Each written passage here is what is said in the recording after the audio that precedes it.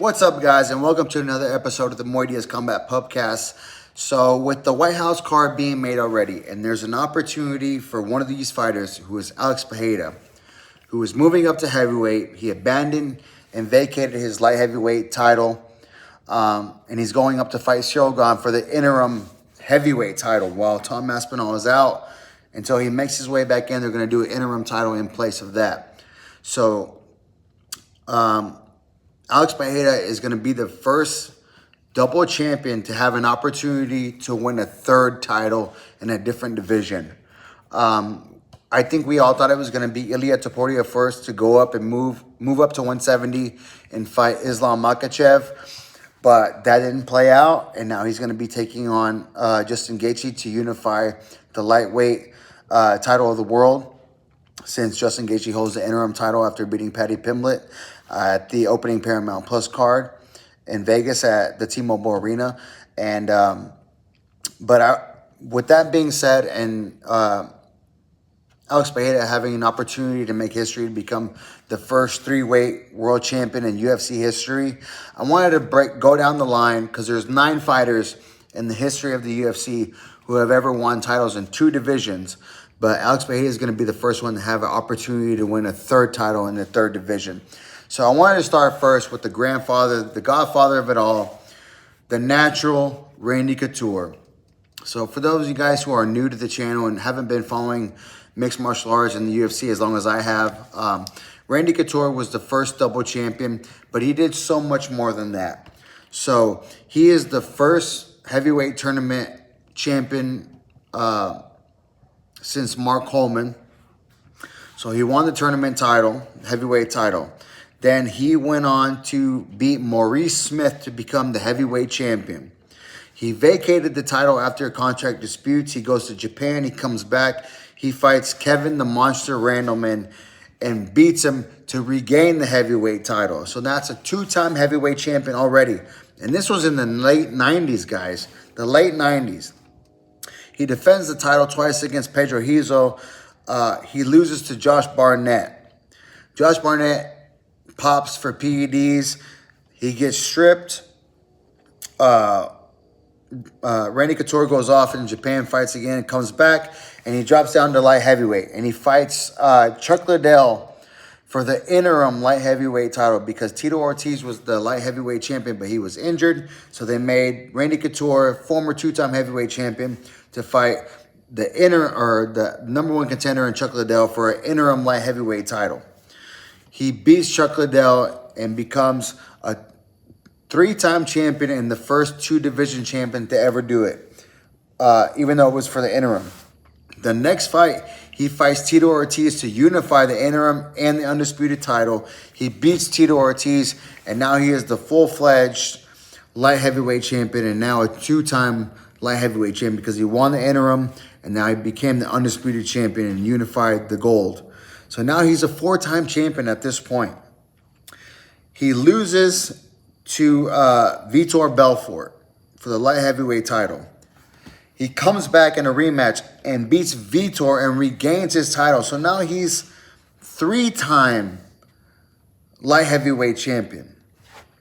Okay? He loses to Chuck Liddell in his next fight. Or he defends and then he loses to Chuck Liddell. Chuck Liddell becomes a light heavyweight champion.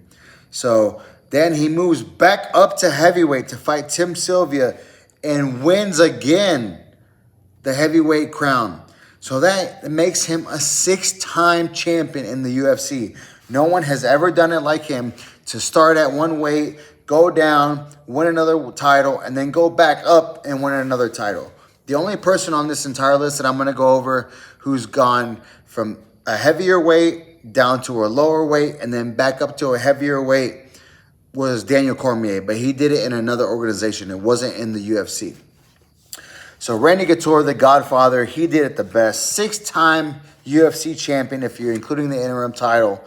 He is the godfather for a reason. He is a fucking gangster, and he deserves to be revered as such, the natural Randy Couture. The second fighter on the list is my favorite fighter of all time. If you guys have been following me, you already know who it is. It's the prodigy, BJ motherfucking Penn from Hilo, Hawaii. He came out. He ended up beating Matt Hughes for the 170-pound title, the welterweight championship of the world. Matt Hughes was an absolute world beater at this time. He was running through Carlos Newton, or it was a controversial win when he beat Carlos Newton because Carlos Newton threw a triangle up on him. Matt Hughes scoops him up almost like in a power bomb, runs him to the fence, pins him against the fence while he's holding him up. And the whole time, Carlos Newton has a triangle choke on him. Matt Hughes power bombs him. It looks like a power bomb, but if you take a look at it again, it's because he was out. Carlos Newton finished the choke while he had his back against the fence while being hoisted up over Matt Hughes' head. They both go down. He knocks Carlos Newton out with that power bomb slam, but Matt Hughes was out as well. Matt Hughes comes to first. He gets the win. So he becomes the welterweight champion. BJ Penn fights Matt Hughes, finishes him. Rear naked choke, becomes the welterweight champion of the world. After that, they couldn't come to a contract agreement. He goes to Japan. He goes to fight Lyoto Machida at 205 pounds. He fights at 185 pounds. I mean, just the scrappiest scrapper of them all. He fought everyone at every weight. He ends up coming back after a long time away from the UFC. The lightweight championship was vacant. They did away with the division. Sean Shirk comes in. He was a 170-pound guy, but drops down to 155. Wins the title. Gets popped for steroid use. BJ Penn comes back. He beats Joe Daddy Stevenson for the vacant title. And then he fights Sean Shirk, who was the former champion, and just finishes Sean Shirk in the 4th round with a flying knee. Knocks him out cold. But it was the Joe Daddy Stevenson fight what made him a 2-division champion at lightweight. But it was against Sean Shirk, who was the former champion, that really iced it, put the cherry on top for BJ Penn. And then, so BJ Penn was the second one to ever do it. Then we have the Mac. Conor McGregor, Mystic Mac himself. He wins the interim title against Chad Mendes after Jose Aldo pulls out due to injury. Then the Unified titles, Jose Aldo versus Conor McGregor with the 13-second knockout with the left hook that everyone remembers. Conor McGregor becomes the featherweight champion of the world.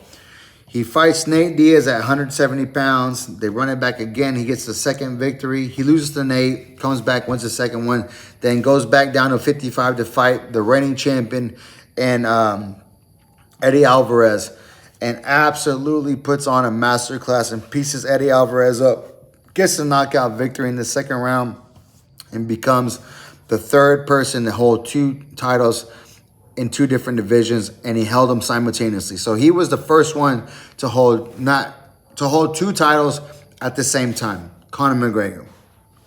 Number 4 on the list, Georges St. Pierre. He beats Matt Hughes for the 170-pound title after BJ had already left and then went back down to 155. Matt Hughes regains his title at 170 pounds. GSP fights Matt Hughes, beats him for the 170-pound title. He retires after, which many people thought he lost to Johnny Hendricks in that first fight. He retires after that. He comes back 4 or 5 years later while Michael Bisping is the middleweight champion of the world. He comes back at 185 pounds and finishes Michael Bisping in the second round via rear naked choke and becomes the 4th person to hold 2 titles in 2 different divisions. 5th one on the list is Daniel Cormier. John Jones gets suspended for steroid use. DC beats Anthony Rumble Johnson, rest in peace, Rumble Johnson, to become the full-fledged light heavyweight champion of the world. He fights John Jones. He loses to John Jones. John Jones gets popped for PEDs, so he retains his title. He fights John Jones again. John Jones ends up vacating for whatever reason. I can't remember off the top of my head. DC comes back, wins the light heavyweight title again. And then he moves up to heavyweight to fight Stipe Miocic, where he lands a first-round knockout with a short right hand inside off the collar tie position and becomes the 5th person in the UFC history to become a double champion. The 6th one on the list, Amanda Nunes. She beats Miesha Tate to become the new bantamweight champion in the female division. She moves up to face Christine Cyborg. She beats Cyborg by knockout brutally in the first round. So she becomes the sixth person on the list to become a double champion in two different divisions, but the second person outside of Conor McGregor to hold both titles simultaneously, bantamweight champion, featherweight champion in the women's division. She loses her bantamweight title to Juliana Pena by rear naked choke, and then she comes back and beats Juliana Pena to regain her bantamweight title. So she's a two-time bantamweight champion and a one-time featherweight champion. Number 7 on the list, Triple C, Henry Cejudo, gold medalist, flyweight champion, defeats one of the greatest of all time, Demetrius Johnson, in a very, very, very razor-thin close decision. He becomes the flyweight champion. He moves up to take on TJ Dillashaw at bantamweight and wins the bantamweight title. Or what's it? TJ Dillashaw? I believe so. Yeah, it was TJ Dillashaw. He beats TJ Dillashaw at bantamweight and becomes a two-time, two-division champion for Henry Cejudo. Number 8 on the list, Poatan Alex Pereira. He beats Israel Adesanya to become the middleweight champion of the world.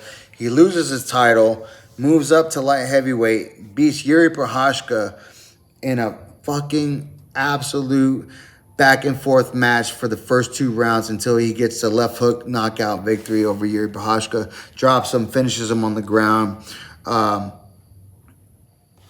They run it back a second time to defend the title. Is when he got the left foot high kick in the second round after he had hurt him with the left hook at the very end of the first round. He retains his title. He loses his title to Magomed Ankalaev. Comes back in the rematch, absolutely decimates him to regain his light heavyweight championship. So now he's a three-time champion, one-time middleweight champion, two-time light heavyweight champion. And now he's vacated and he's going up for the third heavyweight crown, or the third championship, which is the interim heavyweight crown. And then the last one on the list is John Jones. He comes in at 21 years old. He beats a legend in Shogun Rua, opens the damn fight with a flying knee, ends up stopping Shogun Rua to become the youngest champion in the UFC at the time, or still is the youngest champion in the UFC. He becomes the light heavyweight champion. He defends, it seems like it was a decade where he was defending this title until he vacated the title with the up and downs between him and DC. And then he goes up to fight Cyril Gane for the interim heavyweight championship after Francis Ngannou leaves the company. He's still considered the lineal heavyweight champion of the world, but he leaves it. The title is vacant. He beats Cyril Gane for the heavyweight title, becomes the 9th person on the list to become two-weight champion. And then he defends against one of the greatest heavyweight champions of all time, is Stipe Miocic. They don't make the fight against Tom Aspinall, who was the interim champion at the time. It doesn't get made. He retires. The White House card are in talks. He wants to come back. He doesn't make the White House card. So now I don't know what happens with Johnny Bones Jones moving forward. He might be done in the UFC. If you talk to Dana White, he thinks he's done.